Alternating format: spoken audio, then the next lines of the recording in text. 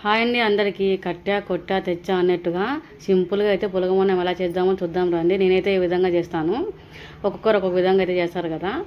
First అయితే పొట్టు పెసలు అయితే తీసుకొని వాటిని దూరగా అయితే వేయించుకున్నాను. ఇలా వేయించుకుంటే పులగమన్నం అయితే చాలా బాగుంటుంది. పచ్చి వేసుకుంటే అంత ఏం అనిపించదు. ఇలా అయితే వేయించుకొని వేసుకుంటాను నేనైతేను. వేగేటప్పుడే వేగినట్టు మంచి స్మెల్ అయితే వస్తుంది. ఇప్పుడు ఒక గ్లాస్ బియ్యం తీసుకుంటే ఒక 7 గ్లాస్ కంటే ఎక్కువ పెసలు అయితే వేసుకోవాలి. అప్పుడే మంచి టేస్ట్గా అయితే అనిపిస్తాయి. ఒక 3-4 సార్లు కడిగి పక్కన పెట్టేసి ఉప్పు అయితే వేసుకోవాలా.